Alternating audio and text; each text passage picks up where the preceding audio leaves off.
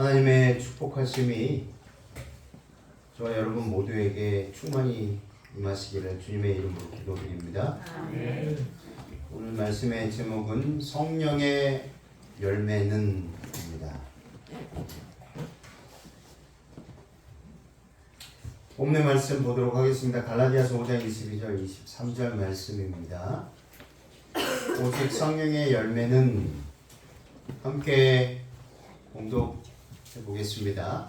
오직 성령의 열매는 사랑과 희락과 화평과 오래 참음과 자비와 양선과 충성과 온유와 절제니 이 같은 것을 금지할 법이 없느니라.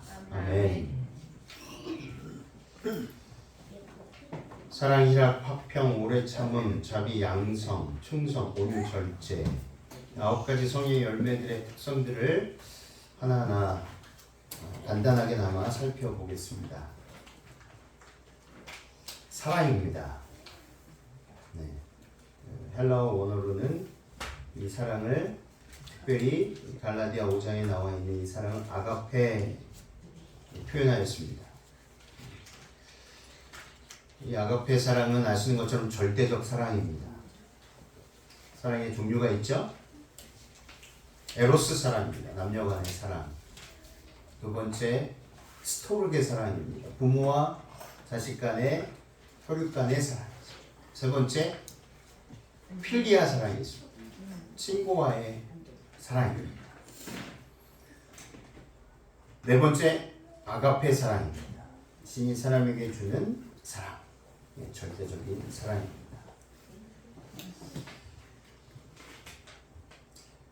희락입니다. 이 희락은 카라입니다. 기쁨, 즐거움. 헬라어 한글 원어 사전에는 이렇게 표현되어 있습니다. 누가복음 15장 17절과 누가복음 15장 10절에서 카라는 잃은 것을 찾은 자의 기쁨을 나타낸다. 하나님께서는 잃은 자를 긍휼히 여기신다. 모든 것은 거기에 달려있다. 하나의 죄인이 회개할 때 하늘에서 기뻐한다. 요 부분을 잘 기억하시면 좋을 것 같습니다. 특별히 성령의 열매에 있어서 사랑이 무엇인가, 또 희락이 무엇인가. 사랑을 원어로 살펴보니 여러 가지 사랑의 표현이 있는데 하나님께서 우리들에게 대가 없이 내려주시는 절대적 사랑이라는 것입니다.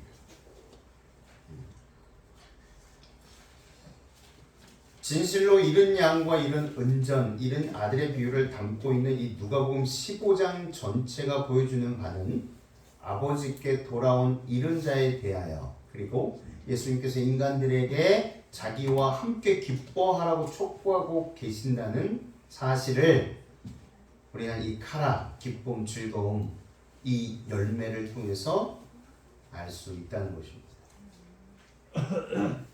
그리고요, 창세기 1장 31절에 보시면 하나님이 지으신 그 모든 것을 보시기에 좋았더라?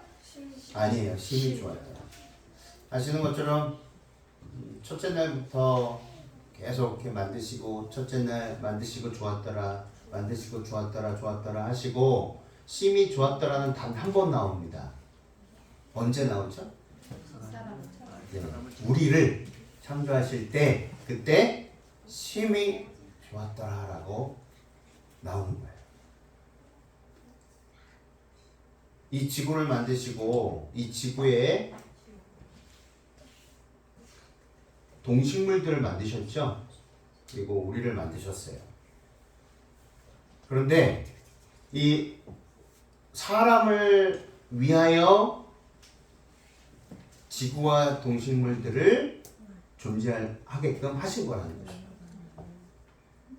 중심이 어디에 있냐면 우리에게 있어요. 그래서 하나님의 기쁨은 저와 여러분입니다. 믿으시죠? 믿기 때문에 우리가 함께 예배 드리는 것인데, 이것을 조금 더 깊이 묵상하면 할수록 우리의 삶의 태도가 우리의 삶의 가치관이 또 바라보는 그 시선이 달라집니다. 희락은요, 무엇이라고요? 기쁨, 즐거움인데 하나님께서 우리를 창조하실 때 좋았더란데 표현할 길이 이거밖에 없는 거예요. 표현할 길이 영어로도 뭐 very나 또 뭐 여러 가지 표현이 있겠지만 한글로 표현하면 이거밖에 없는 거예요. 정말 심히 너무도 놀랍도록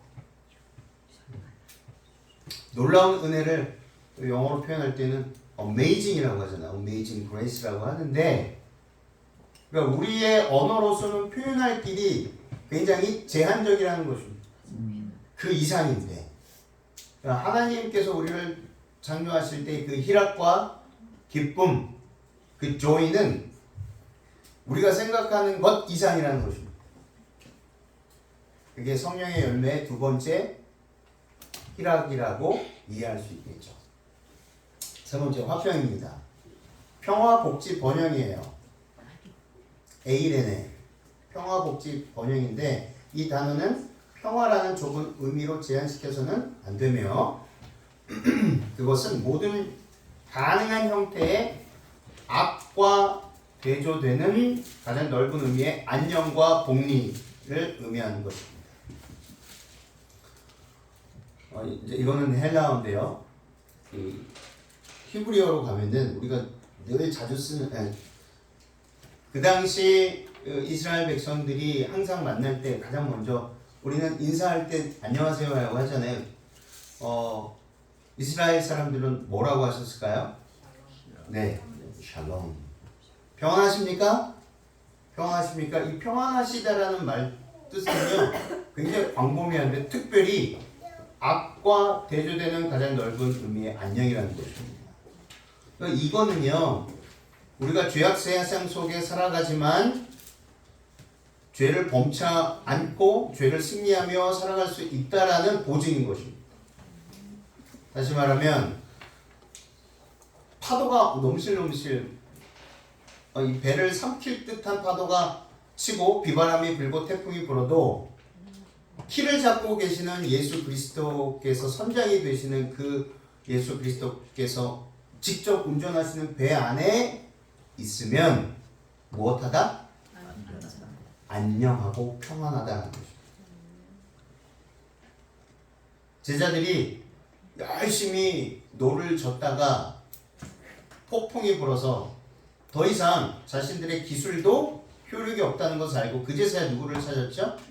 예수님을 찾았어요. 예수님은 그동안 뭐 하셨습니까? 주무시고 계셨어요. 평안하게. 태풍이 불어도 비바람이 몰아쳐도 주무시고 계시다가 제자들이 찾았을 때 그제서야 너희들의 믿음이 왜 이렇게 약하냐 라고 말씀하시고 어디를 향하여 꾸짖으셨죠?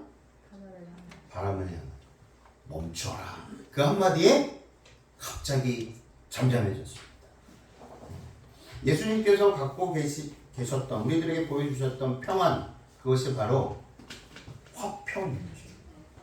이것은 그냥 즐거움 뭐 전쟁도 없고 기근도 없고 어려움도 없는 상태가 아니라 그러한 속에서도 여전히 그 아무에게도 빼앗길 수 없는 하나님께서만 주시는 평안이라는 사실. 오래 참음은 뭘까요?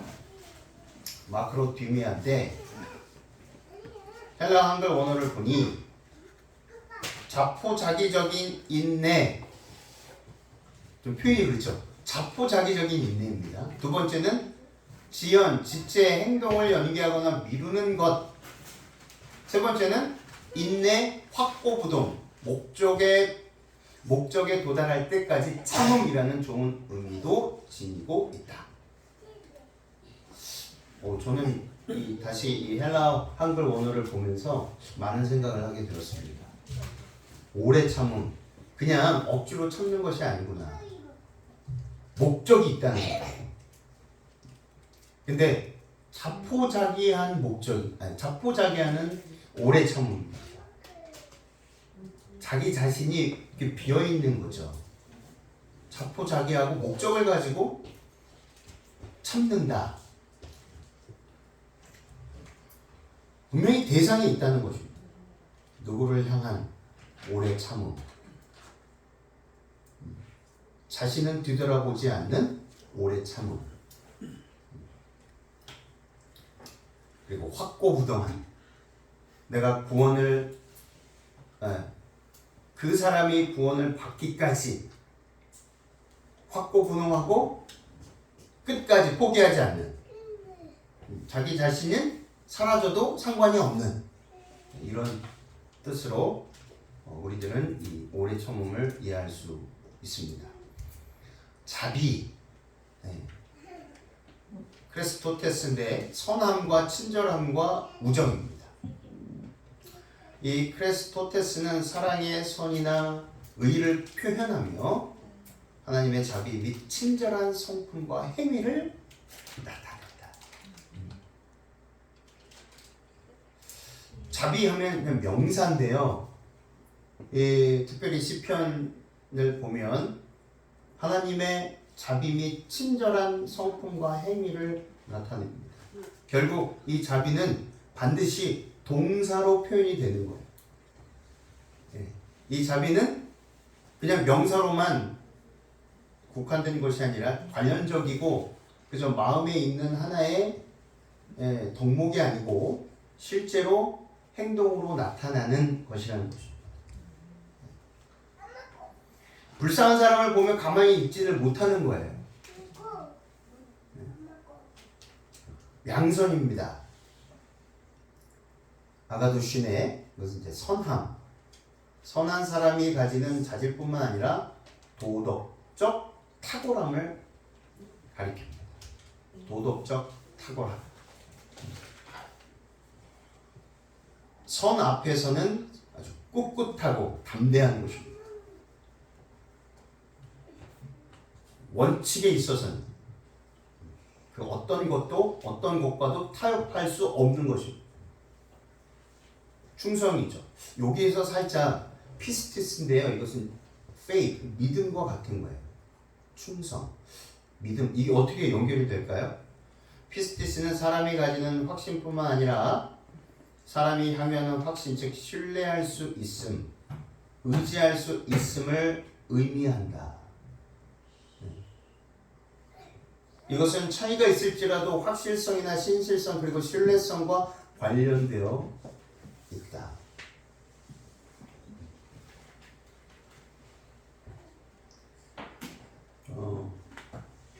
제가 저번에 말씀드렸지만 우리나라에서 또 사람, 예수님 다음으로 제가 개인적으로 우리나라에서 가장 존경하는 인물이 있다라고 말씀을 드렸어요. 당연히 이제 아버지가 돼야 되는데 아버지 빼고 우리 가족들 다 빼고 아실 거예요? 누구라고 말씀을 드렸죠? 예, 이순신 장군입니다. 그분의 삶을 이렇게 보면 충효 충심이거든요. 나라와 왕을 위해서 그리고 부모를 위해서.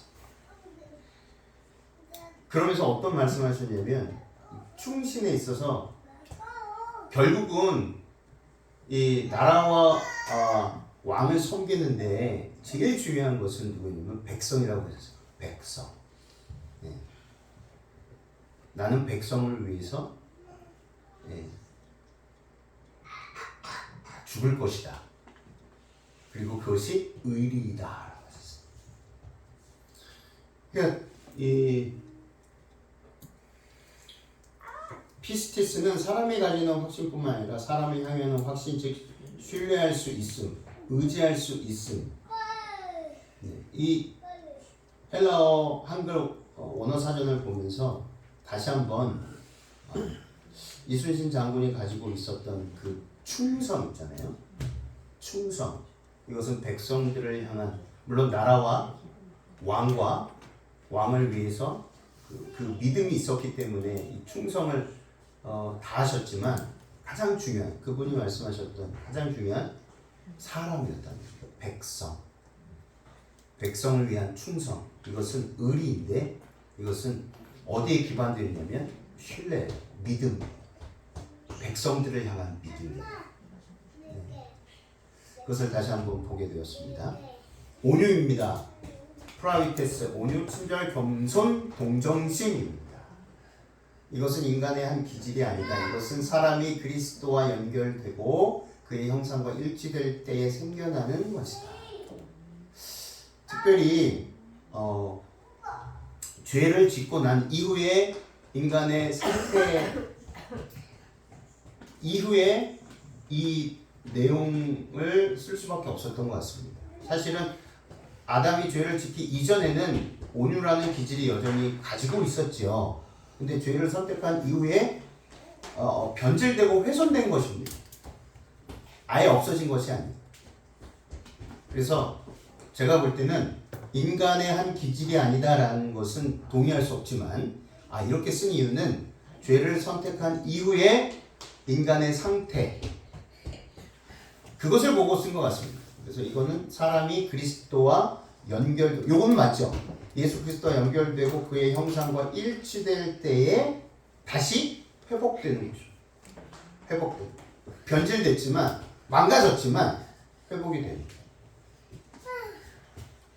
절제입니다. 엔크라테이아인데 여기 자제라고 되어 있죠. 셀프 컨트롤. 스스로 조절할 수 있는 능력이거든요. 여기 이렇게 되어 있습니다. 갈라디아 5장 23절 온유와 절제니 이 같은 것을 금지할 법이 없느니라. 바울은 엔크라테이아를 성령의 열매로 묘사한다. 여기에서 자제 혹은 절제는 분명히 간음, 불순, 방탕, 우상 숭배에 반대되는 긍정적인 행동이다. 하나님이 원하시는 방식대로 생활을 꾸려나갈 수 있는 수단인 엔크라테이아는 결코 우리들의 마음대로 되는 것이 아니다. 그것은 언제나 우리들이 복음에 의탁함으로써 성령의 선물로 새로이 받아야 하는 것이다. 이것도 같은 맥락인 것 같습니다.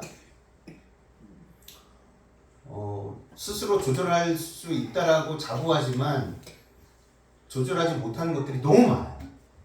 그렇죠? 네. 외적인 부분, 내적인 부분 조절하지 못하는 것들이 너무 많아요. 그래서 요즘 현대인들이 조금만 좀 심하면 중독이라는 단어를 씁니다.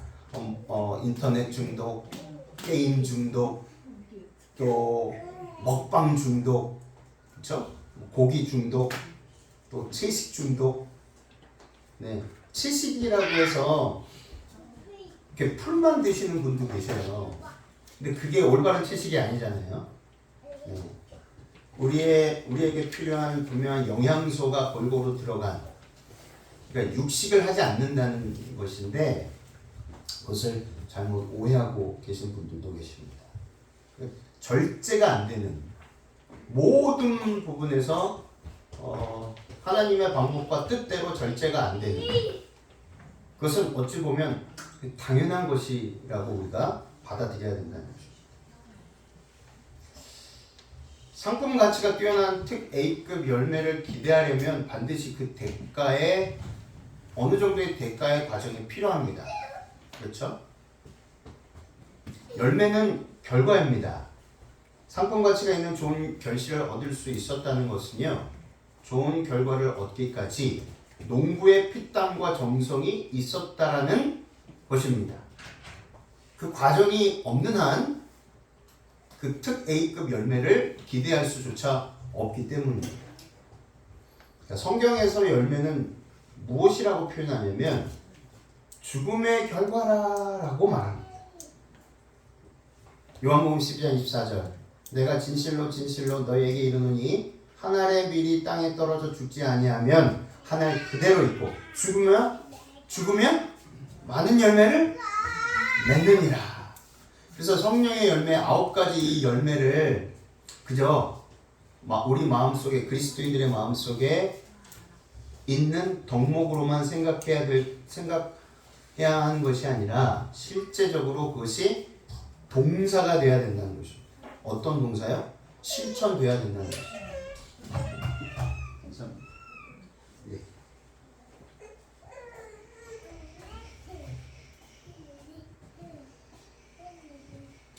성경에서 그래서 반드시 열매를 맺히고 그 결과를 얻으려면 죽어야 한다는 거예요. 그래서 열매 맺는 장소는 우리 자아가 죽는 장소입니다. 우리는 요한복음 15장 5절을 통해서 우리가 죽는 장소가 어디인지를 알 수가 있어요. 나는 포도나무여 너희는 가지라. 그가 내 안에 내가 그 안에 거하면 사람이 열매를 많이 맺나니 나를 떠나서는 너희가 아무것도 할 수 없습니다. 너무도 잘 아는 말씀인데도 불구하고 그냥 지나쳐가는 경우가 많은데 오늘 다시 한번 보니 어떻습니까? 아, 그렇구나. 내가 성령의 열매를 맺어야 하고 그 열매를 통해서 거듭나고 그 열매를 확인하면 예수님께서 그 열매를 거두어 가시는데 그것이 재림인데 정말 중요한 부분인데 그동안 어떻게 살아가야 될지 어떻게 하면 이 열매들을 맺을 수 있을지 내가 열심히 하면 맺을 수 있겠지라는 생각들을 가진 적도 있었다는 것입니다. 아니면 지금도 그 생각을 갖고 계신 분도 계실 겁니다. 내가 최선을 다하면 노력하면 성경은 노력해서 된다라고 말씀하지 않으세요. 중요한 건 어떤 노력이냐 이거예요. 어떤 노력. 보세요. 성령의 열매는 그랬잖아요. 오늘 제목도 성령의 열매예요. 나의 열매가 아니고 우리가 만들어낸 성령의 열매도 아니고 성령의 열매예요. 다시 말하면 우리의 것이 아니라는 것입니다. 물론 하나님께서 주셨고 그래서 우리의 것이었지만 죄로 인하여 우리가 죄를 선택함으로 인하여 훼손되고 많이 부서지고 파괴가 되어 있는 상태이죠. 여전히. 그러나 분명한 것은 하나님께서 우리를 창조하실 때 당신의 형상과 모양대로 우리의 형상과 모양대로 사람을 만들되 그러셨잖아요. 그러니까 하나님의 형상과 모양 무엇입니까? 이미지하고 캐릭터예요. 보이는 것과 실제로 보이지 않는 것 모두가 다 닮아 있다는 거예요. 그것이 정말 중요합니다. 저와 여러분은 비록 훼손되고 많이 깨지고 부서졌지만 여전히 예수 그리스도의 형상이 여전히 가지고 있는 사람입니다. 그것을 잊지 않게 되시길 바랍니다. 아침에 거울을 보시고 왜 나는 이렇게 태어났지? 우리 엄마 아빠는 나를 이렇게 만들었지? 정말 요거는 고치고 싶어. 요거 이렇게 쌍꺼풀 요거만 하면 좀 더 커 보이는 텐데 코를 좀 이렇게 세우면 어떻게 해주면 좋을 텐데 여기 좀 깎았으면 좋겠는데. 많이들 그러시잖아요. 저도 어렸을 때 좀 그랬거든요. 보시다시피 그렇게 잘난 구석이 없고 보기 좋은 얼굴이 아니기 때문에 저도 어렸을 때는 이게 아닌데 라는 생각을 많이 했었어요. 근데 지금은 그렇지 않습니다. 지금은 감사합니다. 볼 수 있으니까 감사하죠. 들을 수 있어서 감사해요. 맡을 수 있어서 감사해요. 먹을 수 있어서 감사해요. 불만이 없습니다. 불만이 있는 것은 제가 가끔 순종을 못하는 것, 그게 좀 불만이죠. 저희 죄된 본성 때문에 늘 싸워야 되니까. 그래서 때로는 너무 힘들어서 그것이 불만일 때가 있습니다. 요한복음 15장 2절 물은 내게 있어 과실을 맺지 아니하는 가지는 우리는 가지입니다. 그러니까 열매는 어디에서 나와요? 가지에서 나와요. 근데 그 가지의 영양분을 공급해 줄 수 있는 것은 나무라는 것입니다. 나무. 근데 나무가 누구라고요? 누구요? 예수 그리스도. 분명히 말씀하셨잖아요. 나는 포도나무다. 과실을 맺지 아니하는 가지는 아버지께서 이를 제해 버리시고 무릇 과실을 맺는 가지는 더 과실을 맺게 하려 하여 이를 깨끗게 하시느니라. 아멘. 내가 하는 게 아무것도 없어요. 그냥 우리 나무 되시는 예수님께서 그냥 예수님 안에 그냥 붙어 있다 보니 뭐가 맺힌 거예요? 열매가 맺힌 거예요. 사랑과 희락과 화평과 온유와 절제와 양 그냥 맺혀 있는 거예요. 이게 성경의 진리입니다. 그러니 시도하지 마시고 신뢰하시길 바랍니다. 이게 무슨 말이에요? 우리는 자꾸 시도해요. 내가 이렇게 하면은 바꿔지겠지. 이렇게 하면은 내 성격이 바꿔지겠지. 내 기질이 바꿔지겠지. 정말 남들이 볼 때는 참 게으르다라고는 안 그래요. 주님께서 보실 때 게으른 게 아니라 조금 느린 거예요. 그렇게 생각하셔야 돼요. 근데 우리는 자꾸 사람들한테 보면 너는 이렇게 느려 터졌니? 게을러 터졌니라고 얘기를 해요. 제가 분당교회에서 학생 전도사 시절 때 청년 회장이 굉장히 밥을 늦게 먹어요. 같이 먹으면요 속이 터질 지경이에요. 그래서 어떻게 말을 못 하잖아요. 이제 그래도 예의를 갖춘다고 끝까지 앉아 있어요. 이렇게. 그래서 일부러 속으로 내가 뚫어지게 쳐다보면은 좀 멋져 보니까 빨리 먹겠지. 그래서 제가 뚫어지게 쳐다봤어요. 여청년이었는데 뚫어지게 막 이렇게 쳐다봤어요. 또 제가 좀 눈이 좀 이렇게 생겼잖아요. 부리부리하게. 이렇게 봤더니 저를 한번 쫙 쳐다보더니 씩 한번 웃더니 그 속도 그대로 먹고 있는 거예요. 아랑곳하지 않고. 근데 지금 생각해보면 그 청년이 너무 멋있어요.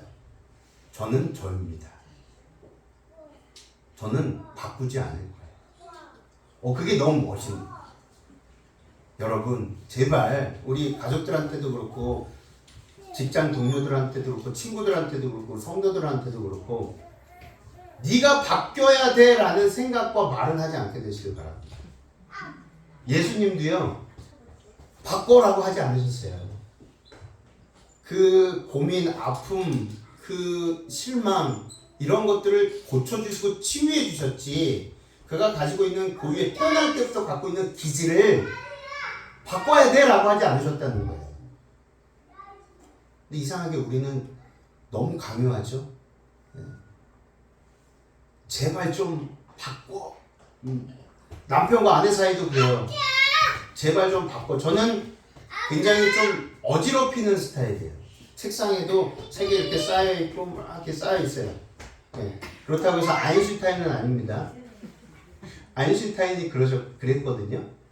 그래서 똑똑하고 아주 IQ가 높은 사람들이 좀 잘 정리를 안 한대요. 그래서 그것으로 위안을 삼습니다. 저는 아주 낮습니다. 오죽했으면 중학교 때 IQ 테스트를 하잖아요. 저희 때는 지금도 그런지 모르겠지만 한 10장 정도 되는 거에다가 이렇게 사지선다 거기다가 표시를 하는 거예요. 모르면 쓰지 말아야 돼요. 그걸 모르고 다 썼어요. 그랬더니 IQ가 계속 떨어지는 거예요. 그래서 저를 특수반에 보내셨어요. 특수반에 보냈더니 살짝 좀 떨어지는 애들이 있는 거예요. 그래서 말도 약간 어눌하고 애들이 그래서 내가 왜 여기 있지? 이렇게 하다가 다행히도 영어 선생님이 저희 담임 선생님이었는데 영어 선생님이 막 교무실에 쫓아오셔갖고 얘는 아닙니다라고 강력하게 해서 다시 이렇게 빼오셨어요. 그래도 얘는 영어를 80점 이상 받는 아이예요. 얘는 떨어지는 애가 아닙니다. 네, 그때만 공부했어요. 영어 선생님이 너무 좋아서 그때만 공부했는데 그런 기억이 있습니다. 그러니 우리는 항상 우리의 삶의 가치관과 또 우리 중심을 이제 나를 세워놓고 나 자신을 세워놓고 상대방을 바라보니까 힘든 겁니다. 그래서 상대방에게 끊임없이 바꾸라고 하는 거예요. 남편에게 바꾸라고 하는 거예요. 아내에게 바꾸라고 하는 거예요. 그래서 저희 아내에게 너무 감사해요. 지금은 어지럽히고 옷도 그냥 이렇게 벗으면 이렇게 나요. 뭐 의자에다 걸쳐놓고 침대 위에 걸쳐놓고 피아노 위에 걸쳐놓고. 근데 지금은 말을 안 해요. 언젠가는 하겠지 하고. 근데 언젠가는 합니다. 한 달, 2달 있다 이렇게 해요. 그래도 언젠간 하겠지 하고 그거에 대해서 얘기를 안 해요.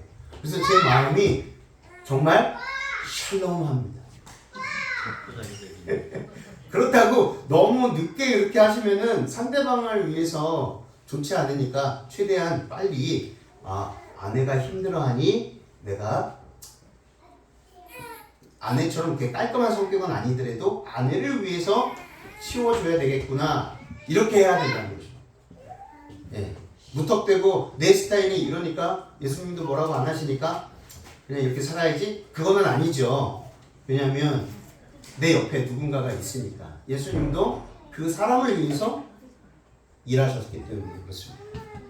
요한복음 15장 4절 내 안에 거하라 나도 너희 안에 거하리라 가지가 포도나무에 붙어있지 아니하면 스스로 열매를 맺을 수 없음같이 너희도 내 안에 있지 아니하면 그러하리라.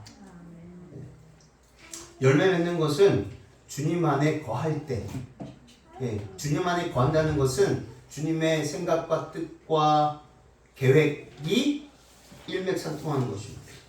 그래서 다윗에게 말씀하셨죠. 내 마음에 합한 종이다. 그것은 이런 의미입니다. 내 안에 거한다는 것은 하나님의 마음에 합한 자를 뜻하는 것입니다.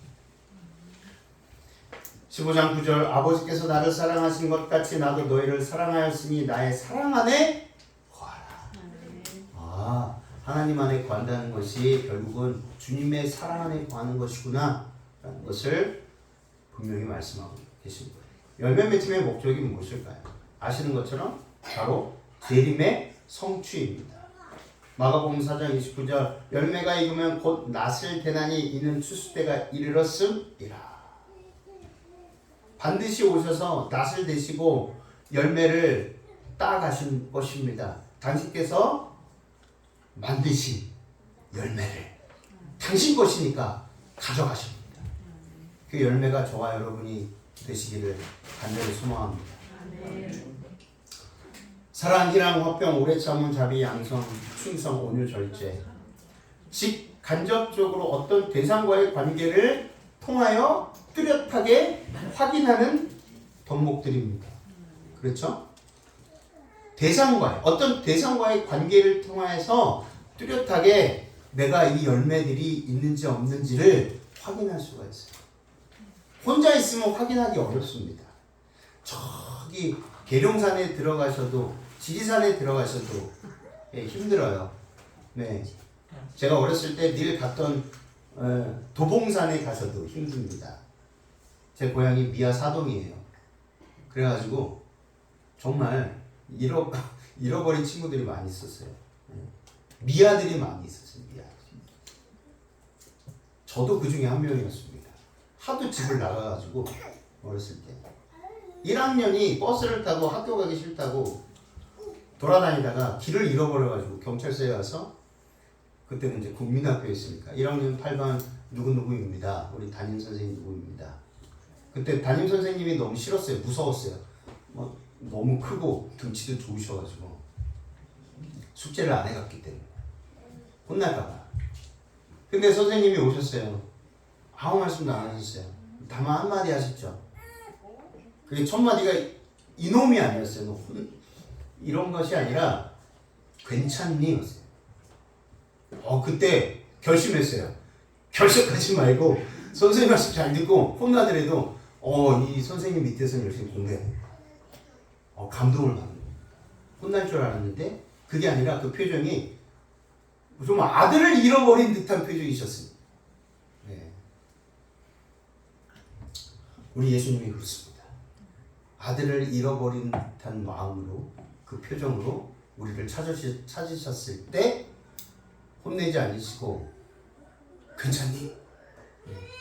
하십니다. 우리의 삶 속에 성령의 열매를 확인하는 방법이 있어요. 그것은 예수님의 성품이 우리의 인격이 되고 사람들에 대한 편견 없는 사랑을 실천할 때입니다. 이게 어디서 많이 본 가사 같죠? 맞습니다. 제목이 뭔지 아세요?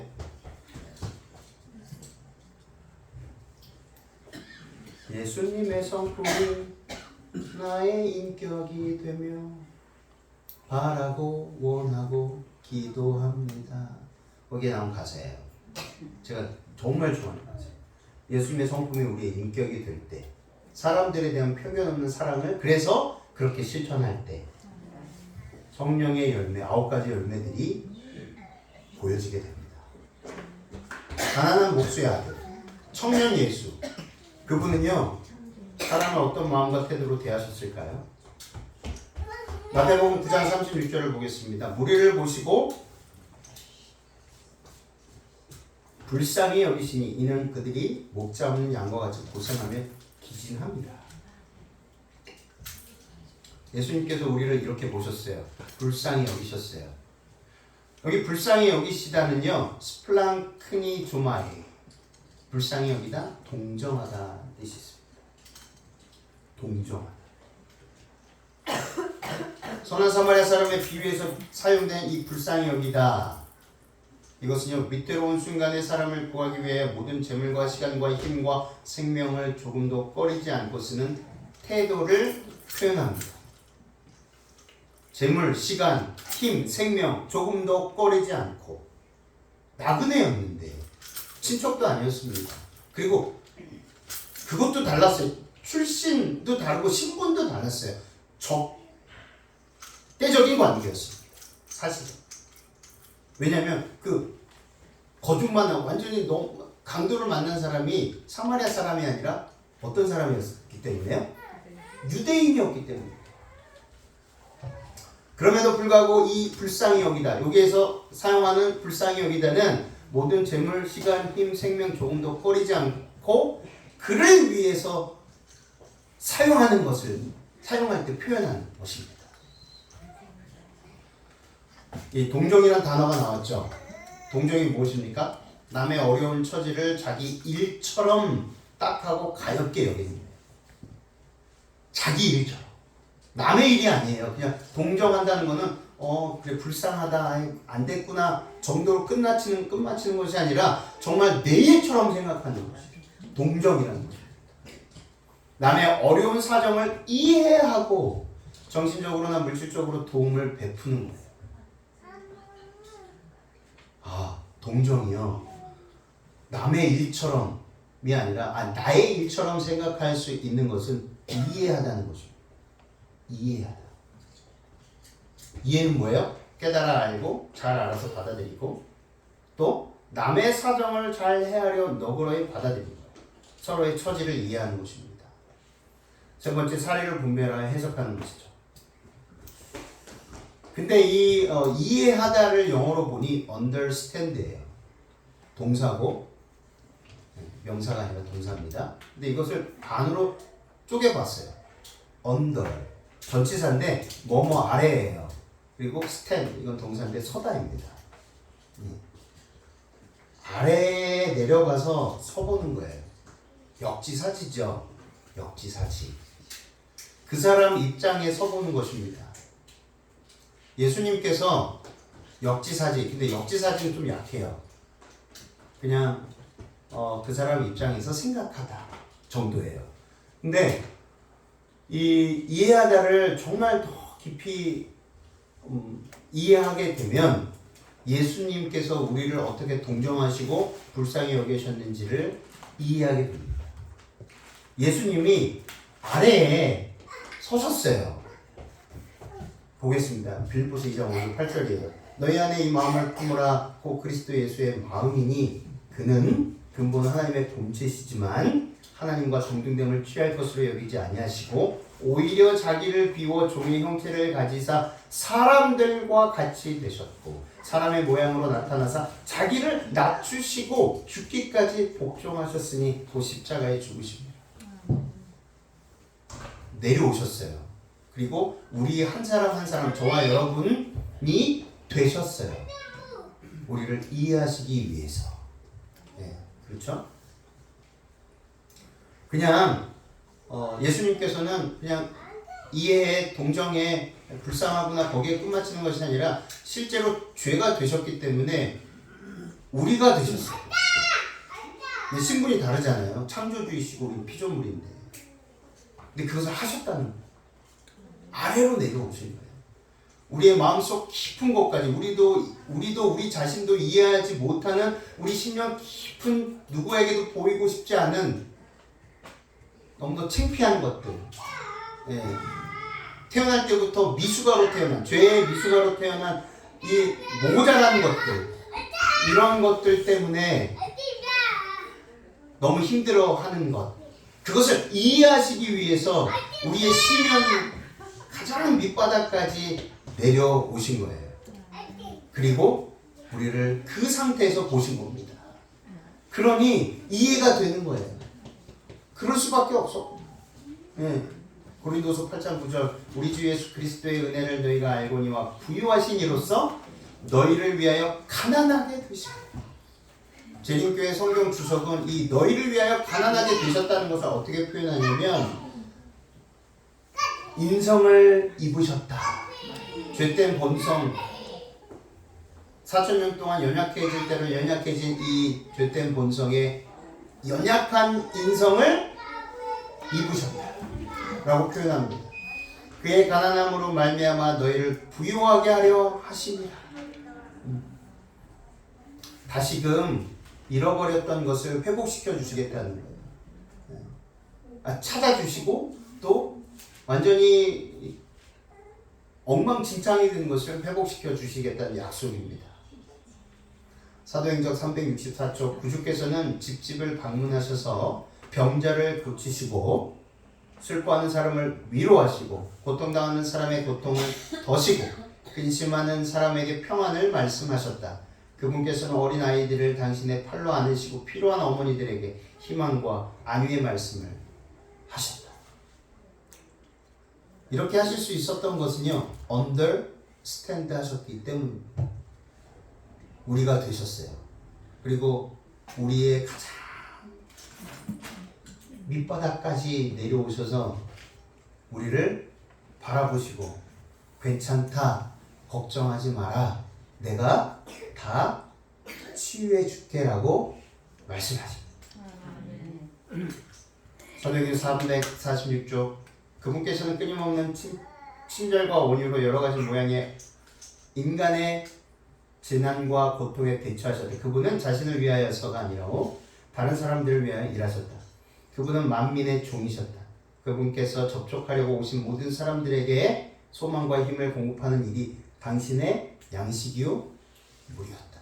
아멘. 사마리아 여인을 만난 이후에 제자들이 와서 잡수시지도 않으셨잖아요. 좀 드십시오라고 하셨을 때 말씀하신 내용이에요. 나에게는 양식이 따로 있어요. 이게 어떤 양식이에요? 하나님께서 주시는 양식인데 그 양식은 사람이, 죄인이 하나님께서 주시는 양식을 먹었을 때 구원의 기쁨을 받고 믿음으로 받고 기뻐할 때 그 모습을 보는 것이 나의 양식이고 나의 물이라 라고 말씀하셨어요. 기가 막히죠. 시대성경 254쪽 그의 부드러운 동정은 지치고 상한 마음들 위에 치유하는 접촉이 되어 임하였다. 성난 원수들의 소요 속에서도 그는 화평의 분위기에 쌓여 있었다. 이것이 아까 말씀드린 성령의 열매 중에 화평입니다. 원수들의 소요 속에서도 그의 화평의 분위기 쌓여 있었다. 빼앗길 수 없었다는 것입니다. 그의 영모의 아름다움, 그의 품성의 온유하심, 그 중에서도 특히 표정과 음성 속에 표현된 사랑이 불신으로 마음이 무뎌지지 않은 모든 사람들을 그에게로 이끌었다. 모든 외모와 말 가운데 비친 친절하고 동정 깊은 정신이 아니었다면 예수께서 큰 회중을 이끌지 못하셨을 것이다.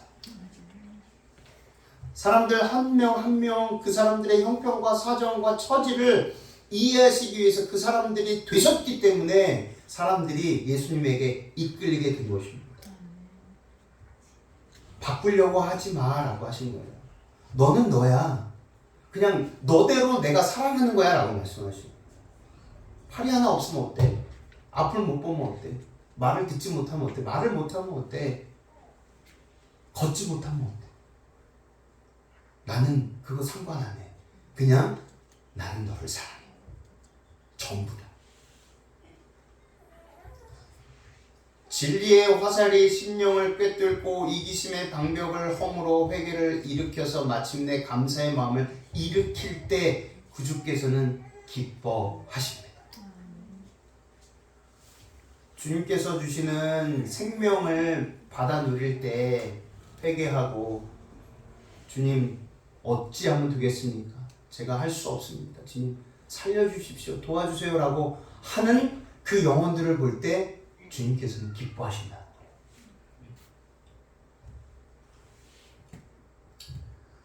오늘 말씀을 마치면서 성령의 열매 끊임없이 고민하고 어떻게 하면 이 성령의 9가지 열매를 내가 맺혀야 되는데 어떻게 하면 될까라고 그동안 많이 고민하셨을 거예요.